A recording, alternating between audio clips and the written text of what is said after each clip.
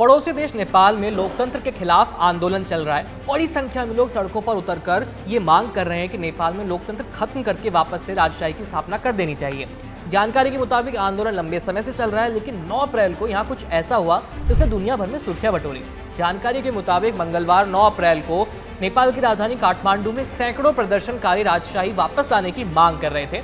इस दौरान उनकी पुलिस से झड़प हो गई। बैरिकेड्स तोड़कर दर्जनों प्रदर्शनकारी प्रतिबंधित क्षेत्र में घुस गए। फिर पुलिस ने एक्शन लिया। लाठियां भांजी, वाटर कैनन और आंसू गैस दागने पड़े। लेकिन आमतौर पर शांत रहने वाले नेपाल में इस तरह के लोकतंत्र के खिलाफ आंदोलन क्यों शुरू हो गया, ये सोचने वाली बात है।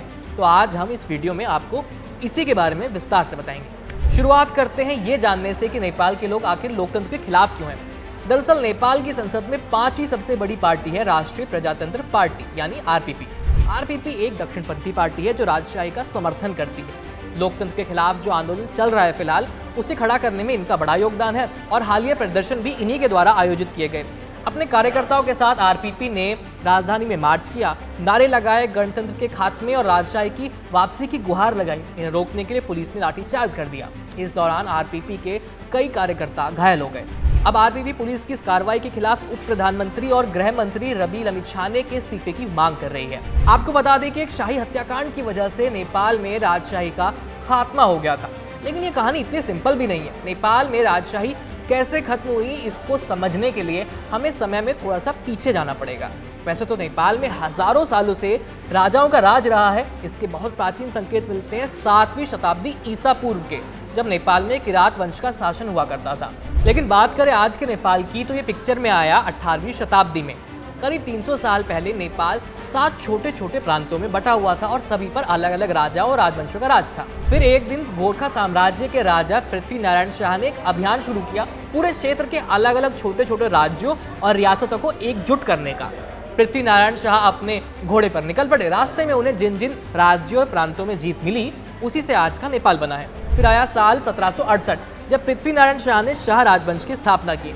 इसके करीब 200 साल बाद तक शाह राजवंश नेपाल पर हुकूमत करता रहा। फिर आया 19वीं शताब्दी का समय। इस दौरान सारी पावर चली गई थी नेपाल के राणा राजवंश के हाथ में। इससे शासन के तरीके में कुछ बदलाव आए। अब राजा तो होते थे, लेकिन असल ताकत होती थी प्रधानमंत्रियों के हाथ में, और ये प्रधानमंत्री हमेशा राणा वंश के लोग ही बनते थे। इस तरह के शासन को कुलीन तंत्र कहते हैं और 20वीं सदी के मध्य तक नेपाल में कुलीन तंत्र का ही राज रहा। फिर हुआ 1951 का एक आंदोलन, जिसके बाद राणा शासन का खात्मा हो गया और वापस सत्ता चली गई राजा के पास, और ये सत्ता पाने वाले थे राजा त्रिभुवन शाह। फिर मार्च 1955 में राजा महेंद्र ने सत्ता संभाली। उन्होंने ही 1959 में नेपाल को पूर्ण राजशाही से एक संवैधानिक राजतंत्र में बदल दिया, यानी कॉन्स्टिट्यूशनल डेमोक्रेसी, जैसे कि आज का ब्रिटेन है। लेकिन राजा ने इसमें कई सारी जरूरी ताकतें अपने पास रखी। राजा महेंद्र 1972 तक राजगद्दी पर रहे। उन्हीं के राज में नेपाल में राजनीतिक अस्थिरता और छुटपुट आंदोलनों की शुरुआत हो गई थी।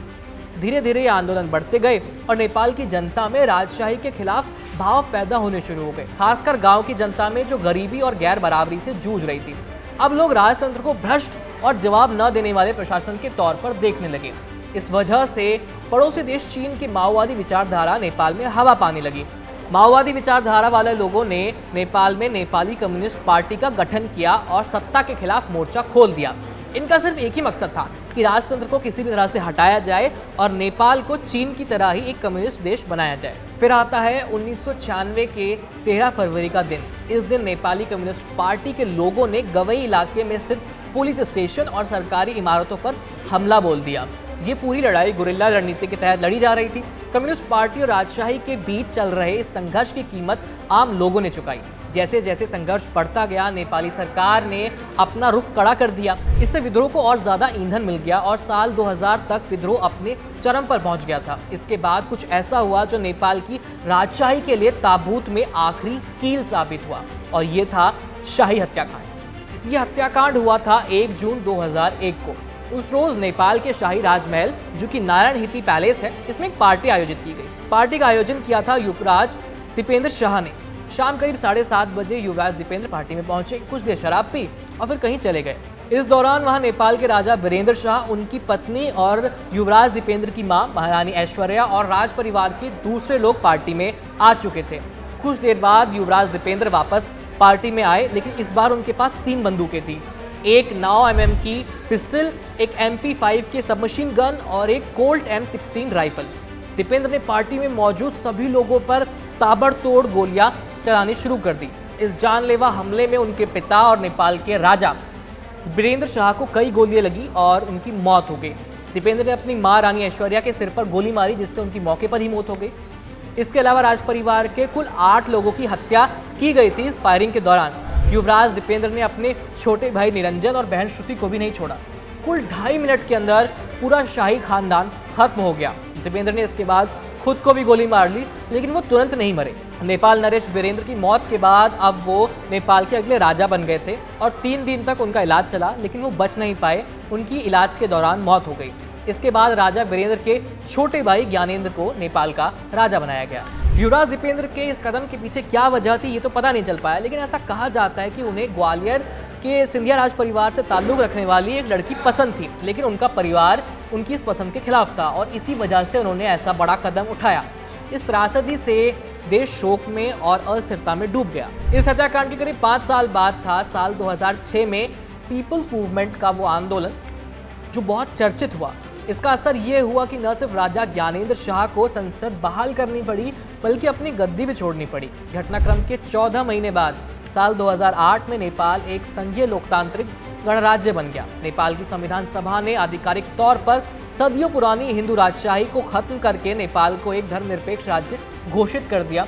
लेकिन जिस तरह से राजशाही को खत्म किया गया, उससे नेपाल में बड़ी संख्या में लोग संतुष्ट नहीं हुए और इसी वजह से उन्होंने राजशाही को फिर से स्थापित करने का आंदोलन शुरू कर दिया।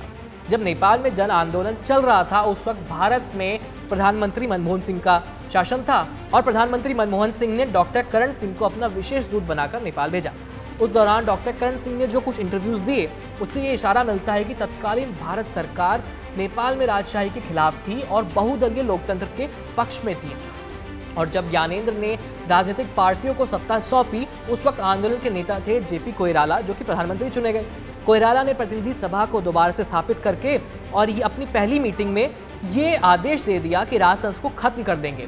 और इसलिए आज भी बड़ी संख्या में लोग ये मानते हैं कि राजतंत्र खत्म करने के फैसले में जल्दबाजी की गई, इस पर चर्चा नहीं हुई, विमर्श नहीं हुआ। लेकिन ऐसा नहीं है कि केवल आरपीपी यानी राष्ट्रीय प्रजातंत्र पार्टी के लोग ही ऐसा चाहते कि राजशाही वापस आ जाए। बड़ी संख्या में आम जनता का भी यही मानना है और इसके पीछे 2 वजह हैं। पहली ये कि राजतंत्र के समर्थक असल में राष्ट्रवाद को साथ लेकर चलते हैं और लोकतंत्र को एक विदेशी धारणा मानते हैं। दूसरी वजह यह है कि नेपाल की जनता संघीय ढांचे के खिलाफ है, क्योंकि सरकार के हर विभाग में भ्रष्टाचार 7वें आसमान पर है। राजशाही खत्म होने के बाद से बेरोजगारी और भी ज्यादा बढ़ गई है और गरीबी बढ़ गई है। लोकतंत्र के खिलाफ प्रदर्शन कर रहे एक नेपाली युवा ने न्यूज एजेंसी एएनआई को बताया, कम्युनिस्ट पार्टी ने यह कहा था कि राजशाही और हिंदू साम्राज्य की वजह से नेपाल की आर्थिक प्रगति रुकी हुई है, लेकिन पिछले 18 सालों से लोकतंत्र है और जैसी हमें उम्मीद थी वैसी कोई समृद्धि हमें दिख नहीं रही। इस वजह से हमें लगा कि नेपाल को एक संवैधानिक राजतंत्र की जरूरत है और नेपाल को एक बार फिर से हिंदू राज्य बनाना जरूरी है। लेकिन राजशाही वापस आने से भ्रष्टाचार कैसे खत्म होगा और समृद्धि वापस कैसे आएगी, इसके बारे में कुछ कहा नहीं जा सकता। लेकिन नेपाल में इस मुद्दे पर आगे जो भी कुछ होगा उसकी खबर हम आप तक जरूर लाते रहेंगे। इसी के साथ आपसे लेते हैं विदा। मेरा नाम है आयुष। देखते रहिए एबीपी लाइव। धन्यवाद।